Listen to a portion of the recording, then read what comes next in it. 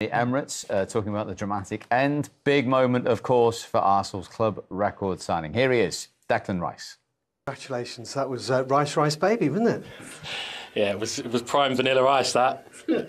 Featuring myself. Ice in the veins as well. No, look, honestly, my mouth's really dry. What a moment, you know, what a moment to score. So many people told me that I'd score today. It's weird, like staff members and players had a funny feeling, and I was getting myself into good positions, but to finish that one off and, you know, get the 3 points, I think you can see the relief. I'm still recovering now. It was you know, every bit an Arsenal-Manchester United game in terms of drama, big VAR decisions and everything. I think most people would feel that Arsenal deserved to win it. I'm sure you do. Yeah, we was knocking at the door constantly. I think we had the more of the chances. Their chances were coming more from counter-attacks, that we was giving away sloppy balls. But in the end, I think we thoroughly deserved it. It would have been horrible to have conceded the goal Nacho one. So luckily enough, he was offside. But yeah, fine margins in football, and you know, these games you need to be winning them. You know, if you want to be competing at the top, this is what you got to keep doing. You got to keep probing, knocking at the door, keep going, and yeah, it was just such a special day. I think it was the 12th corner that, from which you scored. That's the thing. You got to keep going. You got to keep believing in what you're working on. Keep to the strategies, what the coaches are wanting us to do. And I think in the end, you know, to bring the ball down and get a shot off like that and score. To be honest with you, it all happens in a split second. I'm honestly feel like my head's so clouded with things. It's going to take a moment to digest. But on the 12th corner to score, it was coming for sure. Have a look tonight. I think you'll enjoy it. He'll be on. He'll be on tonight. Don't worry about that. Thank you very much. Top man. Thank you so much. Appreciate it. Thanks a lot. Well played. Cheers. And it's taken away from you for some lines on and I still don't know if that's offside, but. We shall examine everything, don't worry. Looking forward to it. What another Premier League weekend we have witnessed for this season. Goodness me.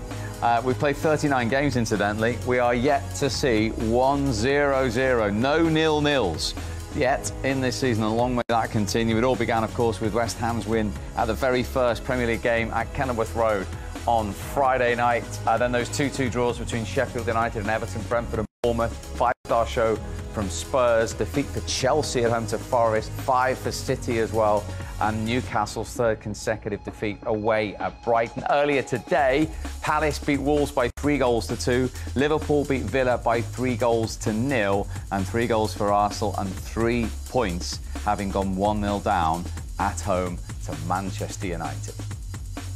So, of course, there is an international break now, 4 games into the season. Nice little screenshot for City fans, the only side with a 100% record. But Spurs, Liverpool, West Ham and now Arsenal have all started unbeaten with 10 points from 12. Burnley and Luton, the newly promoted teams, have only played 3 yet to register a point. Everton, Sheffield United and Bournemouth yet to register a victory, at Manchester United in the bottom half on 6 points. Martin, I know you're usually pretty good at being calm and measured, but the emotions right now must be absolutely spectacular. Yeah, I love it. I love it. I love to win like this. I love these games. I love to play at home. The fans, you know, the atmosphere is unbelievable. So very, very happy and proud of the team as well, you know, to come back in the game and to win, you know, massive game for us. So yeah, very, very happy. The roof absolutely came off at the end, and I saw you go over to the supporters after full time. What is it like sharing that moment with like a big group like that? No, it's the best feeling in the world, honestly. This is what we play for, you know, this feeling, to celebrate with our fans, to give them something back, you know, everything they do for us, how they supported us in each moment, you know, when we go 1-0 down, they keep cheering. And they gave us so much energy, so yeah, it's amazing to give them these 3 points back. And actually, the last couple of minutes, plus stoppage time, felt like a match in itself, didn't it? You lost it and then you won it. Yeah, no, it was mad. Don't know what happened, but we played like, I don't know, 12 minutes. But yeah, Gabi did so good there in the end, and I got the 3rd goal, so yeah, it was good. And you scored a great goal, but I bet it feels about 100 years ago now, doesn't it? Yeah, it was a long one. I think all the games are like this now, you know, with the added times, and yeah, you have to be prepared to play 100 and 105 and 110 minutes, you know, so we have to dig deep every game, but I thought we did brilliant today, and I think we deserve the win as well. And I heard no real time to enjoy it. You've got to get straight on the plane for international duty. Yeah, no way. straight to Norway now. So yeah, it was going to be good to see the boys there again and keep going there as well. So yeah, excited. Well done, incredible day. Cheers, mate. Thank you. Yeah, his equaliser in the first half. It was some second half and very eventful ending. Before we see Declan Rice's big moment, well, I was going to say, can we clear up? Is it possible to clear up whether it was a corner to Arsenal? I think if we're going to be really nitpicking about it, that you look at it and obviously Martin's going to appeal for it, but I'm trying to see if you can see the trajectory of the ball, then if he's hit somebody, it would start spinning. And I can't see from there whether it can, but whether we can see it from there. But he's instantly. See, the ball looks like it's just moving, and you can't see no spin. And what would happen is that spin would, if it hits something, it just naturally puts top spin on it, and that's why we was thinking, well, you know, you're naturally going to appeal because you want to get the corner. So what are you saying? Was it a corner or not? It didn't seem like I can't clear up whether it's a corner or not. Simple yes or no. Well, I can't see if it's a corner or not. I'm just trying to explain, Peter, why I don't think it is. There's no spin on the ball. So was it a corner? Yes or no? Yeah, probably yeah. Yeah, because you don't want to hear that. So I'm going to tell you what. We can't clear it up. How can you clear it up? You know, but they've given it, and it's the difference, isn't it? That's the margins. Margin. They are so tight. The offside, is it offside? Is it non-offside? What do you think about the corner? My point is, you know, it's the little things that has this great influence on how the game turns. I personally don't think it's a corner because I think you can, if it hits something, you can see it on the spin of the ball. You can see how it spins. If it hits Eriksen's leg, it's definitely got to have an impact on how the ball's flying. And the spin on it in the air. Michael? And it just looks like he gets under the ball here and, you know, just skies. But of course, he's claiming it. Yeah, that's pretty good play.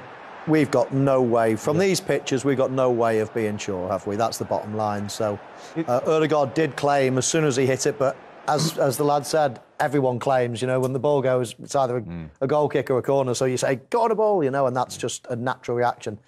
On those pictures, it's very, very difficult to say, but the only little hint is the ball. Yeah. And when you see the ball, it doesn't look like a deflected shot from the ball, but that's not conclusive evidence. So, next question is, Johnny Evans, was he fouled before Declan Rice scored? My instinctive reaction was, yes, he's definitely fouled. I would say, obviously, Wright, he was flying everywhere in the studio. I said, calm down, you know, it's going to be... it's cancelled out because it's a foul. When we see it again, it's actually a foul the other way. Johnny Evans is actually putting... So, you see that? It's the other way. I think it's really, really bad defending. How can you let Declan Rice, first of all, be free there, and then give him that much time when you're 6 minutes into added on time, and there are enough players there, Harry Maguire, Marcus Rashford, Johnny Evans is on the ground, but there's enough players there to go out and challenge. And then at the end of the day, I know it gets a deflection, but if I'm Onana, I would be a little bit annoyed with myself for not having saved. Savable? Yeah, because it's not that difficult. You know, it gets a deflection, he's still getting to it. You know, it's not like he doesn't have to change direction massively. You know, he's still there. It's just, you know, the way...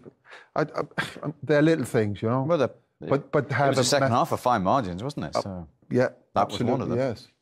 Yeah, I thought Johnny Evans was trying to block Gabriel, so I didn't think it was a foul at all, despite, you know, claims. So I thought that was fine, and yeah, I agree. You know, you'd have to look at the goalkeeper there. Does take a deflection.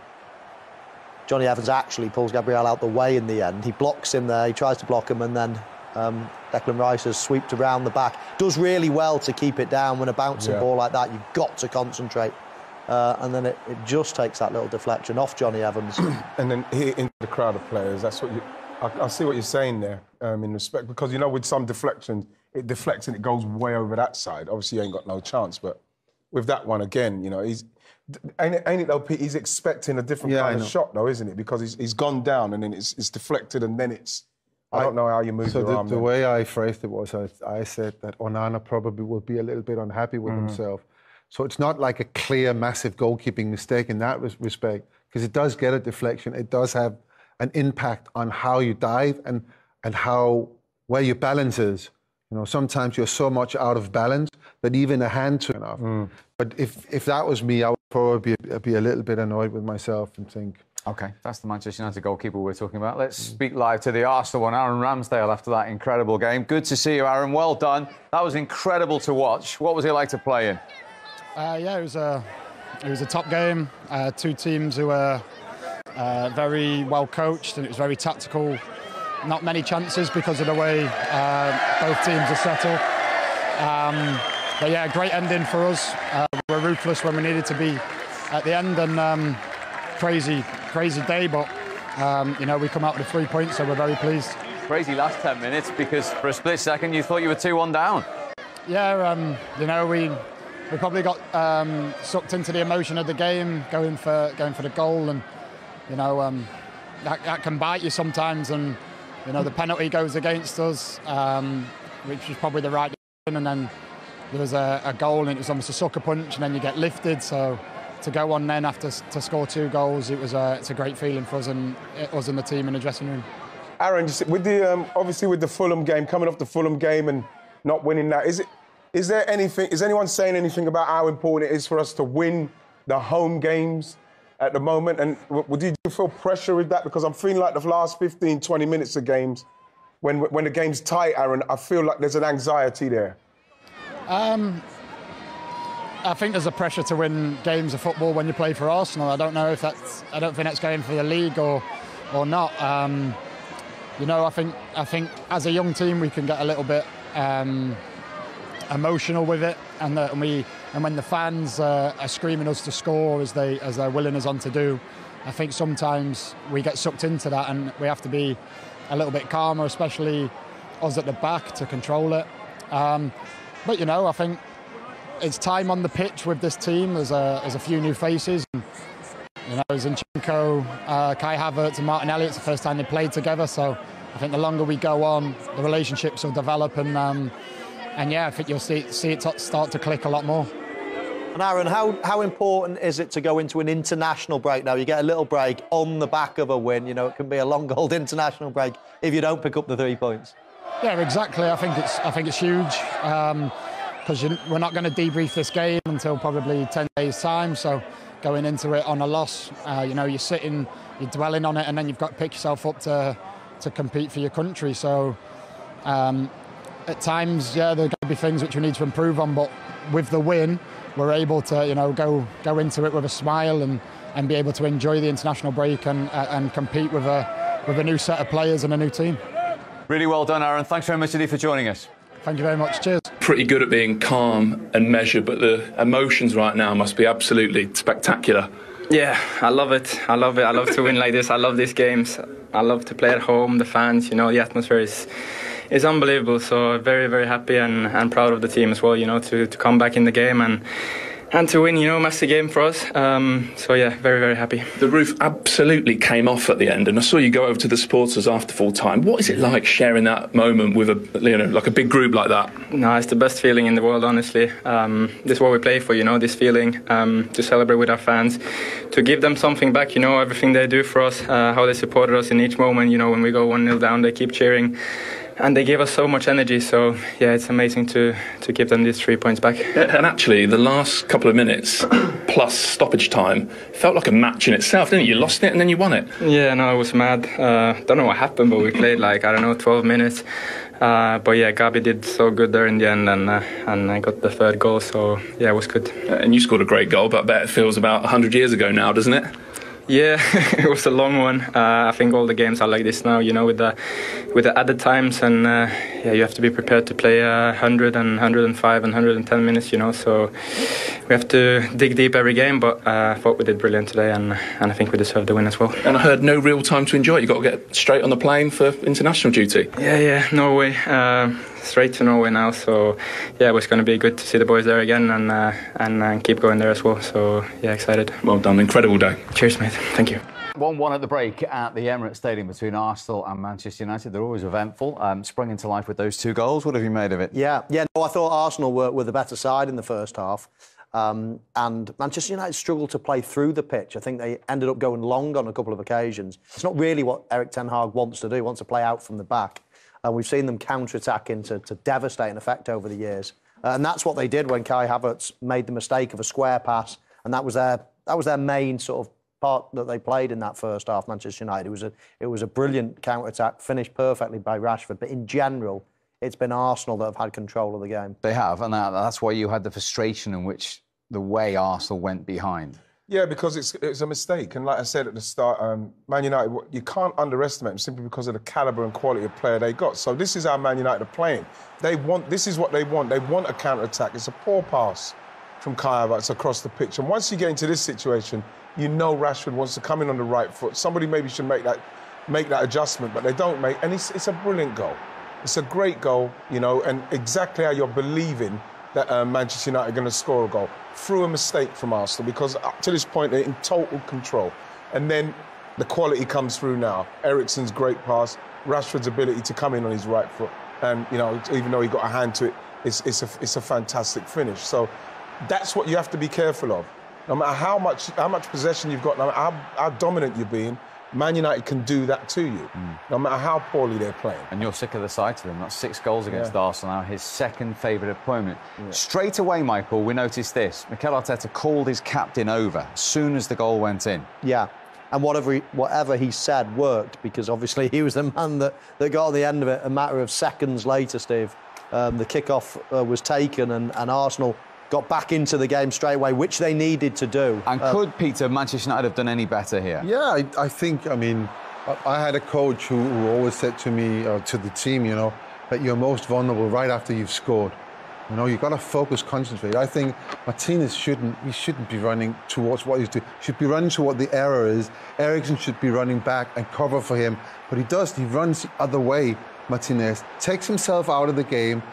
And I think Dalot as well, looking for a little bit scared of Saka. But I you know, in defending, a lot of the times it's about putting out fires. So you put one fire out and don't think about the next one until you have to put that out. And I just think that, you know, the players, they weren't focused, they weren't concentrating enough. They were happy they were 1-0 up.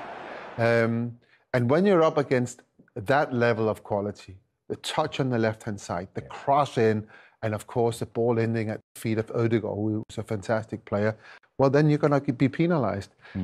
It's great quality from Arsenal's point of view, and it's interesting that we both analysed the goals scored from the opposite viewpoint to where the mistakes are. But both goals actually ooze of quality. The pass, the finishing, it's really good stuff.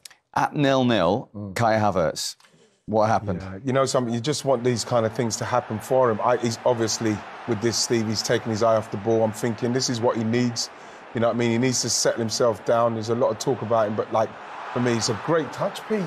Mike, it's a great touch. Fantastic, and sets him up really well. He's kind of just like, he's just slashed his foot at it instead of just watching it. Keep your foot on it. From where you are, anything on target, you probably score.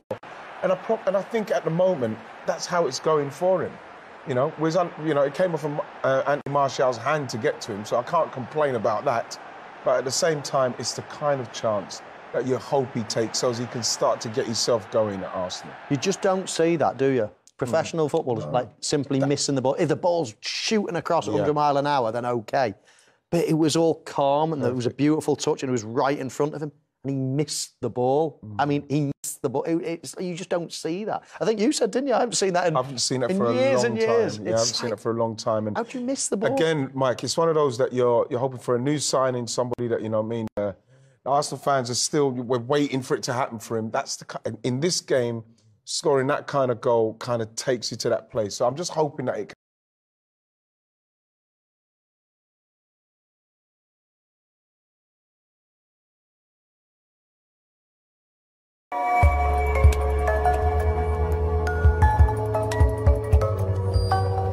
Position MRBEAR. Alors que se passe-t-il? Le buteur Hakim Ziyech est resté au sol.